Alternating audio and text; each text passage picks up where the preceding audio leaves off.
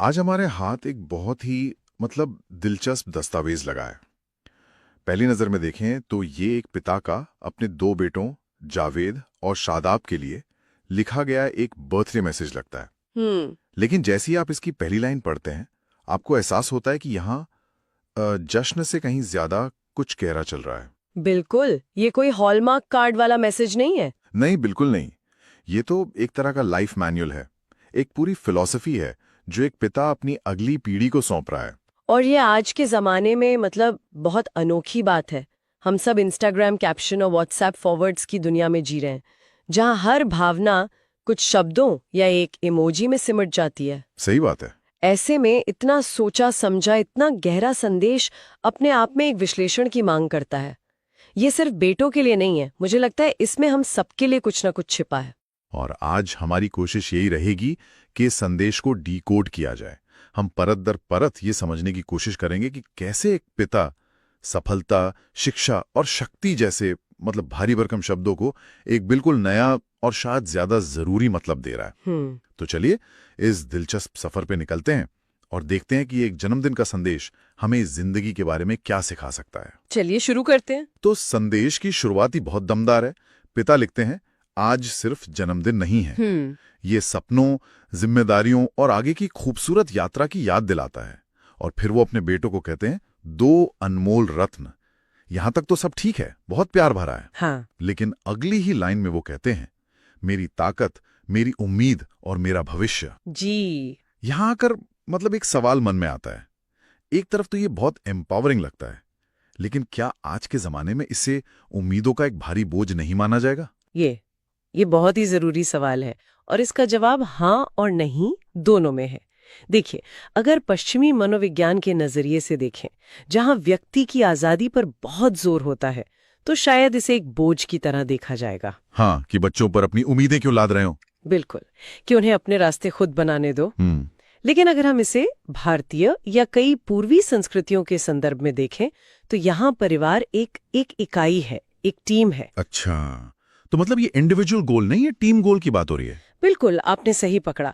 जब पिता ये कहते हैं कि तुम मेरी ताकत हो, तो वो सिर्फ उम्मीद नहीं जता रहे, वो अपने बेटों में एक मकसद की भावना भर रहे हैं। मकसद की भावना। हाँ, वो कह रहे हैं कि तुम्हारा वजूद मायने रखता है, तुम्हारी हरकतें मायने रखती हैं, सिर्फ तुम्हारे लिए नहीं बल्कि हम सब के लिए।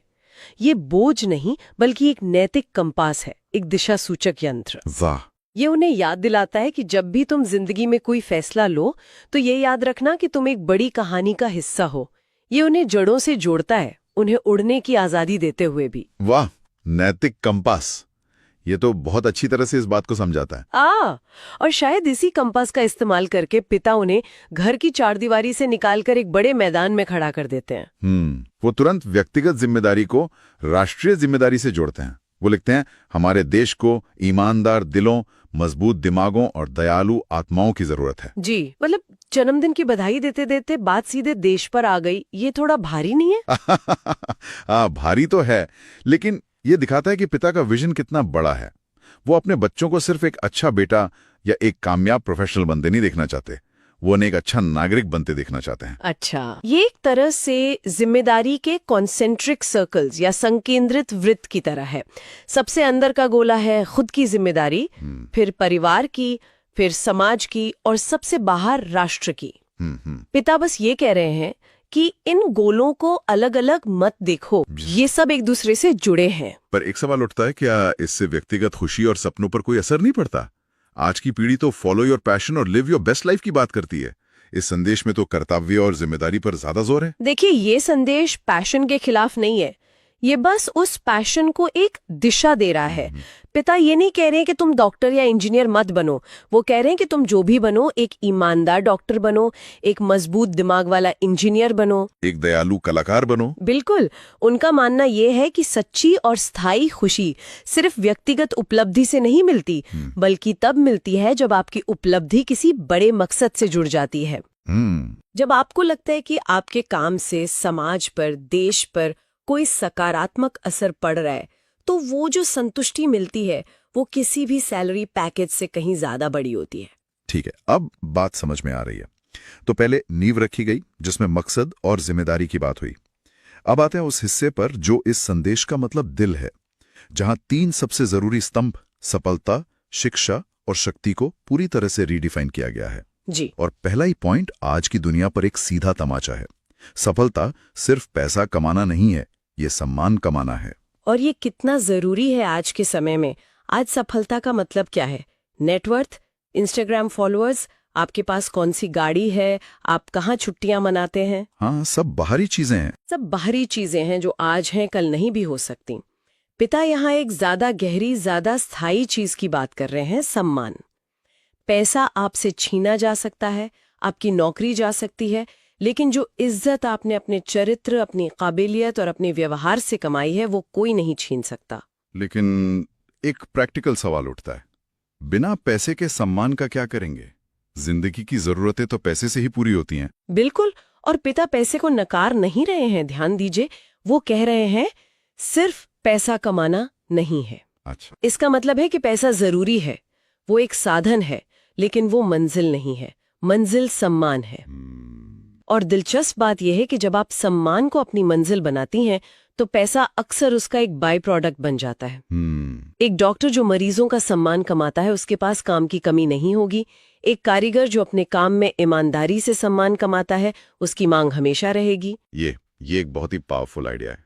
और दूसरा पॉइंट तो सीधे सीधे हमारे एजुकेशन सिस्टम पे ही सवाल उठाता है। हाँ, शिक्षा सिर्फ नौकरी के लिए नहीं है, ये चरित्र निर्माण के लिए है। ये इस संदेश का शायद सबसे क्रांतिकारी विचार है। आज हमारी पूरी शिक्षा व्यवस्था एक फैक्ट्री की तरह काम कर रही है, जिसका मकसद है जॉब रेडी ग्रेजुएट्स तैयार करना। सही बात है। हम बच्चों को स्किल्स सिखा रहे हैं, लेकिन क्या हम उन्हें वैल्यूज सिखा रहे हैं? पिता ने यहाँ कह रहे हैं कि शिक्षा का असली काम एक अच्छा एम्प्लॉय बनाना नहीं, बल्कि एक अच्छा इंसान बनाना है। एक ऐसा इंसान जो सही और गलत में फर्क कर सके, जिसमें अनुशासन हो, जिसमें सहानुभूति हो। अगर शिक्षा ने आपका चरित्र नहीं बनाया, तो आपकी डिग्री महज एक कागज का टुकड़ा है। और फिर तीसरा स्तंभ आता है जो इन दोनों को जोड़ता है। हाँ, शक्ति पद में नहीं, बल्कि मूल्यों और ईमानदारी में है। हाँ, और यहाँ से पूरी तस्वीर साफ हो जाती है। इन तीनों को अलग अलग मत देखिए। ये एक कैरेक्टर इकोसिस्टम, यानी चरित्र का पारिस्थितिकी तंत्र बनाते हैं। अच्छा, एक इकोसिस्टम। सोचकर देखिए, शिक्षा से आपका चरित्र बनता है। उस मजबूत चरित्र के आधार पर आप समाज में सम्मान कमाते हैं, जो कि असली सफलता है। ठीक है। और इस सफलता और सम्मान को बनाए रखने की जो असली शक्ति है, वो आपके ऑफिस के बड़े केबिन या आपकी टाइटल से नहीं आती, वो आपके मूल्यों और आपकी ईमानदारी से आती है। मतलब ये तीनों एक दूसरे पर निर्भर हैं। पूरी तरह से। एक के बिना दूसरा अधूरा है। मान लीजिए किसी के पास बहुत बड़ा पद है, शक्ति, लेकिन वो भ्रष्ट है, मूल्य नहीं है, तो क्या समाज में उसका सम्मान होगा? नहीं, बिल्कुल नहीं। वो शक्तिशाली दिख सकता है, पर है नहीं।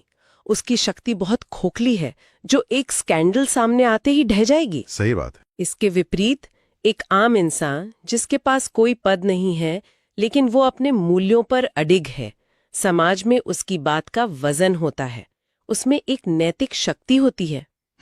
ये तीनों मिलकर एक ऐसा मजबूत इंसान बनाते हैं जिसे बाहरी हालात आसानी से हिला नहीं सकते। तो ये सिर्फ 3 सलाह नहीं है, ये जीवन जीने का एक पूरा ब्लूप्रिंट है।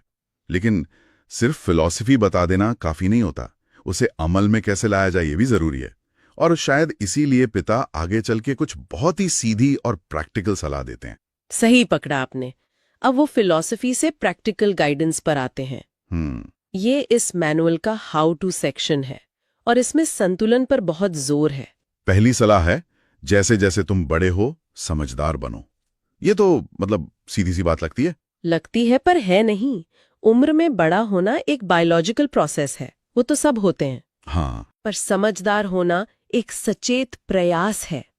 इसका मतलब है अपने अनुभवों से सीखना, अपनी गलतियों को मानना और समय के साथ ज्यादा परिपक्व और संतुलित नजरिया अपनाना। हम सब ने अपनी जिंदगी में ऐसे लोग देखे हैं जो उम्र में तो बहुत बड़े हो जाते हैं, पर उनकी हरकतें बचकानी रहती हैं। ये सलाह उसी फर्क को उजागर करती है। और दूसरी सलाह तो शायद आज के जमाने में सबसे मुश्किल है, जैसे जैसे तुम अधिक हासिल करो विनम्र रहो। बिल्कुल। सफलता का नशा बहुत तेज चढ़ता है, और ये पिता अपने बच्चों को उसी नशे से बचा रहे हैं। ये उपलब्धि और विनम्रता के बीच संतुलन साधने की कला है। ये एक बहुत खूबसूरत मुहावरे जैसा है कि तुम्हारी जड़ें जमीन में होनी चाहिए, भले ही तुम्हारी शाखाएं आसमान छू रही हों। वाह। विनम्रता आपको अपनी जड़ों से जोड़े रखती है। ये आपको याद दिलाती है कि आप कहाँ से आए हैं और आपकी इस सफलता में कितने लोगों का हाथ है।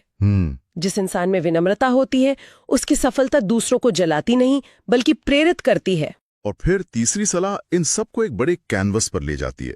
जैसे जैसे तुम बड़े सपने देखो, राष्ट्र और मानवता के प्रति अपने कर्तव्य को हमेशा याद रखो। जी, यहाँ फिर से व्यक्तिगत और सामाजिक का संगम है। इसे मैं एंकर्ड एम्बिशन कहती हूँ, यानी ऐसी महत्वाकांक्षा जिसकी कोई बुनियाद हो। Anchored ambition? बड़े सपने देखो, चांद पर जाने के सपने देखो, लेकिन ये याद रखो कि तुम्हारा कर्तव्य क्या है। ये एक रिमाइंडर है कि तुम्हारी उड़ान सिर्फ तुम्हारे लिए नहीं होनी चाहिए। तुम्हारे सपनों का फल समाज तक, देश तक पहुंचना चाहिए।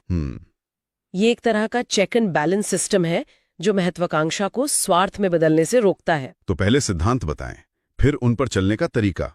अब हम संदेश के आखिरी हिस्से पर पहुंचते हैं, जो एक पिता की प्रार्थना और आशीर्वाद है। जी। और ये कोई आम आशीर्वाद नहीं है। नहीं, बिल्कुल नहीं। ये बहुत स्पेसिफिक है। वो कोई वेग सी बात नहीं करते कि खुश रहो या तरक्की करो। वो उन 4 गुणों की मांग करते हैं जो उनके हिसाब से एक संपूर्ण इंसान बनाते हैं। हाँ, वो 4 गुण हैं: ज्ञान, साहस, अनुशासन और करुणा। और वो चाहते हैं कि उनके बेटे जिम्मेदार नागरिक, दयालु इंसान और हमारे देश के मजबूत स्तंभ बने। इन 4 गुणों का चुनाव बहुत सोचा समझा लगता है। बहुत ज्यादा। ये एक इंसान के पूरे ऑपरेटिंग सिस्टम की तरह है, ऐसे समझिए। बताइए। ज्ञान यानी नॉलेज आपका मैप है। वो आपको बताता है कि सही रास्ता कौन सा है, क्या करना चाहिए और क्या नहीं। ठीक है। लेकिन सिर्फ मैप होना काफी नहीं है। उस रास्ते पर चलने के लिए, खासकर अगर वो मुश्किल हो, तो आपको साहस यानी करेज चाहिए। साहस उस मैप पर पहला कदम रखने की हिम्मत है। और एक बार चलना शुरू कर दिया तो रास्ते पर बने रहने के लिए अनुशासन यानी डिसिप्लिन की जरूरत होगी, जो आपको भटकाव से बचाता है। बिल्कुल। अनुशासन आपका स्टीयरिंग व्हील है, जो आपको लगातार सही दिशा में रखता है, तब भी जब आपका मन ना हो। लेकिन आप सोचिए, एक इंसान जिसके पास ज्ञान है, साहस है और अनुशासन है, वो बहुत कुशल और प्रभावी तो होगा। हाँ। लेकिन वो खतरनाक भी हो सकता है। वो कठोर और बेरहम हो सकता है। अच्छा। इसीलिए चौथा गुण, करुणा यानी कंपैशन, सबसे जरूरी है। करुणा आपका जीपीएस है, जो ये सुनिश्चित करता है कि आप अपनी सारी शक्ति, सारा ज्ञान और सारा साहस दूसरों की भलाई के लिए इस्तेमाल कर रहे हैं, ना कि उन्हें कुचलने के लिए। वाह। मैप, हिम्मत, स्टीयरिंग व्हील और जीपीएस। हाँ, ये चारों मिलकर एक मुकम्मल इंसान बनाते हैं। एक ऐसा व्यक्ति जो सिर्फ जानता नहीं बल्कि करता है, और जो करता है वो सही नियत से करता है। और जब कोई व्यक्ति इन 4 गुणों को अपना लेता है तो वो अपने आप ही एक जिम्मेदार नागरिक, एक दयालु इंसान और देश का मजबूत स्तंभ बन जाता है। पिता ने जो आखिरी इच्छा जाहिर की है, वो इन 4 गुणों का स्वाभाविक परिणाम है। और फिर संदेश का अंत होता है बहुत ही प्यारे शब्दों के साथ, मेरे 2 चमकते सितारे।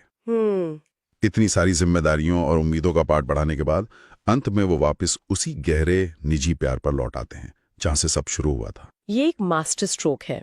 ये दिखाता है कि इन सब अपेक्षाओं के मूल में असीम प्रेम है, गर्व है।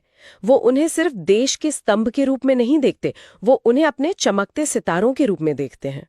ये संतुलन ही इस पूरे संदेश को इतना शक्तिशाली बनाता है। तो अगर हम आज की इस गहरी बातचीत को समेटें तो ये साफ है कि ये संदेश एक जन्मदिन की शुभकामना से कहीं ज्यादा है। बिल्कुल। ये मूल्यों का एक घोषणा पत्र है, एक विरासत है। एक ऐसी विरासत जो सफलता को सम्मान से, शिक्षा को चरित्र से और शक्ति को मूल्यों से जोड़ती है। यह हमें याद दिलाता है कि जिंदगी में क्या हासिल किया से ज्यादा जरूरी है कि कैसे हासिल किया और उस हासिल का किया क्या। ये उपलब्धि और विनम्रता, महत्वाकांक्षा और कर्तव्य के बीच संतुलन साधने का एक प्रैक्टिकल गाइड है। हाँ। और ये एक पिता की अपने बच्चों के लिए सबसे बड़ी उम्मीद को जाहिर करता है कि वो सिर्फ कामयाब ना हो बल्कि एक सार्थक जीवन जिए। बिल्कुल। ये संदेश इस बात का एक शक्तिशाली उदाहरण है कि कैसे पारिवारिक मूल्य किसी व्यक्ति के चरित्र और यहाँ तक कि राष्ट्र के भविष्य को भी आकार दे सकते हैं। और ये चर्चा हमें एक बहुत ही जरूरी सवाल पर लाकर छोड़ती है। आज की इस तेज तर्रार डिजिटल दुनिया में, जहां सफलता को अक्सर बाहरी चीजों, लाइक्स, फॉलोअर्स, बैंक बैलेंस से मापा जाता है, हाँ। अगर आज किसी को अपनी अगली पीढ़ी के लिए या शायद अपने ही छोटे रूप के लिए ऐसा कोई संदेश लिखना हो, तो वो 3 बुनियादी सिद्धांत क्या होंगे? और उससे भी जरूरी सवाल, क्या आज हम उन सिद्धांतों पर जी रहे हैं?